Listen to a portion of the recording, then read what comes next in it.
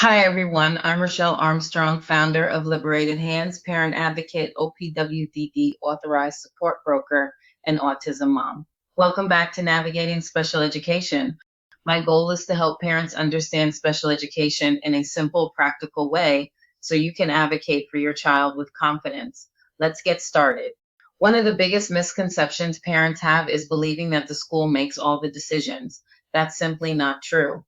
The Individuals with Disabilities Education Act, commonly known as IDE, gives parents important rights throughout the special education process. Understanding those rights can help you feel more confident and more prepared when advocating for your child. Today, we're going to walk through some of the most important rights every parent should know. Right number one, you are an equal member of the IEP team. One of the biggest misconceptions I hear from parents is the school already knows what's best, so I'll just listen. While educators bring valuable knowledge and experience, you bring something no one else can, your firsthand understanding of your child. You see how your child communicates at home, what motivates them, what causes frustration, and the strategies that help them succeed outside the classroom. The school sees one part of your child's day. You see the whole child. That's why IDEA recognizes parents as equal members of the IEP team. Your observations, concerns, and goals are meant to be part of the conversation, not an afterthought. Here's a practical tip. Before your meeting, write down three things: your child's biggest strengths, your biggest concerns, one goal you'd like your child to accomplish over the next year. Having those notes with you can make it easier to share your thoughts and ensure your voice is heard. Right number two, you have the right to participate. One of the greatest rights you have as a parent is the right to actively participate in your child's educational planning. An IEP meeting isn't meant to be a presentation where the school tells you what has already been decided. It's meant to be a collaborative conversation where everyone works together to determine what is in the best interest of your child. Your participation matters because you know your child in ways no one else does. You see how they learn at home, what motivates them, what causes frustration, and the strategies that help them succeed outside of school. Those insights are valuable and should be part of every discussion. During an IEP meeting, you have the right to ask questions if you don't understand something. Request that educational terms or reports be explained in plain language. Share your concerns about your child's progress. Discuss goals you would like your child to work toward. Offer information about what you're seeing at home. Ask how services and accommodations will support your child's individual needs. Remember, there is no such thing as a bad question. If something doesn't make sense, ask. If someone uses educational jargon or acronyms you're unfamiliar with, ask them to explain it. You deserve to fully understand the decisions being made about your child's education. You also have the right to take your time. If you're presented with evaluation results, proposed goals, or recommendations, and you don't feel ready to make a decision, it's okay to say, I'd like some time to review this information before making a decision. You don't have to feel rushed or pressured. Taking time to read through documents, gather your thoughts, or seek additional guidance is completely appropriate. A parent tip for you is before every IEP meeting, write down your questions ahead of time and bring them with you. Meetings can move quickly, and having a written list helps ensure you don't forget what's important to you. You can even take notes during the meeting so you can review everything afterward. Right number three, you have the right to review your child's educational records as a parent. You have the right to review your child's educational records. This includes documents that help explain how decisions are being made about your child's education and services.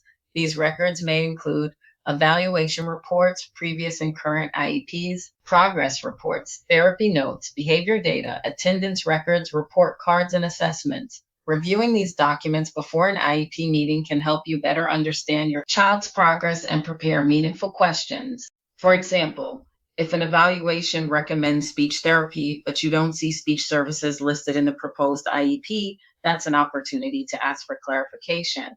Or if progress reports show your child isn't making expected progress toward a goal, you can ask what changes are being recommended. Don't feel like you need to read every page in one sitting. Start with the most recent evaluation, the current IEP, and your child's progress reports. Highlight anything you don't understand and bring those questions to the meeting. Here's a parent tip. Ask for copies of reports several days before the meeting, whenever possible. Having time to review them at home can help you feel more prepared and less overwhelmed during the discussion. Right number 4, your consent matters. Many parents don't realize that there are certain decisions the school cannot make without your informed consent. Informed consent means that you understand what is being proposed, why it's being recommended, and what it means for your child before you agree. For example, before the school conducts an initial evaluation, they must obtain your consent. If additional evaluations are recommended, you'll typically be asked for consent again. Understanding what you're agreeing to is an important part of the process. If you're unsure about a recommendation, don't be afraid to ask questions. You might ask, why is this evaluation being recommended? How will this help my child? What information are you hoping to gather? Are there other options we should consider? Remember, asking questions doesn't mean you're being difficult. It means you're making an informed decision for your child. You should never feel pressured to sign paperwork immediately if you don't fully understand it. A parent tip is, if you need more time to think, it's okay to say, I'd like to take this home and review it before making a decision. Taking time to understand important documents is part of being an informed advocate. Right number 5, you have the right to disagree. It's okay to disagree with the school. In fact, healthy discussions often lead to better outcomes because everyone is working toward the same goal, helping your child succeed. Maybe you believe your child needs more support than what's being recommended. Maybe you think a goal should be revised, or you have concerns about a service that's being reduced. Your concerns deserve to be heard.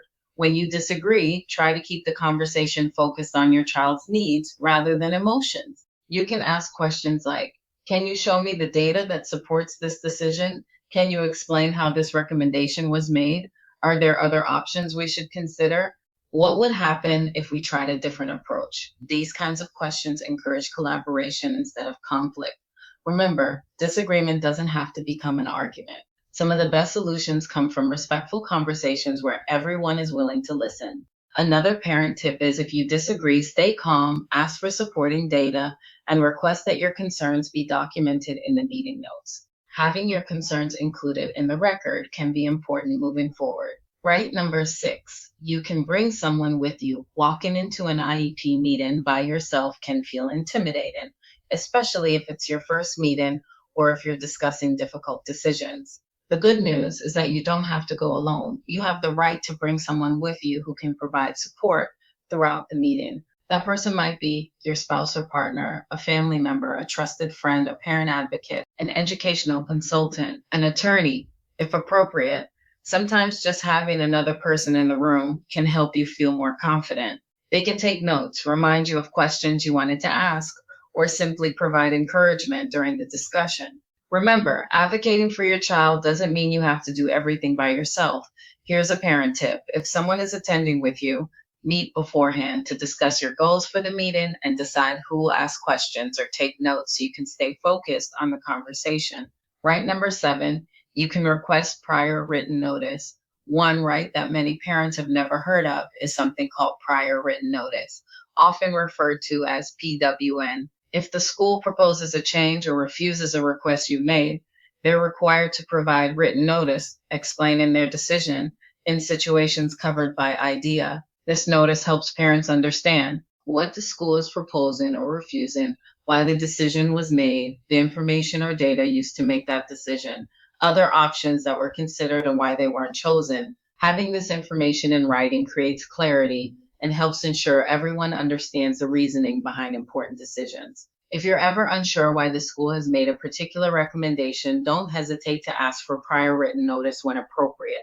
Parent tip is, keep all prior written notices in a dedicated folder or binder.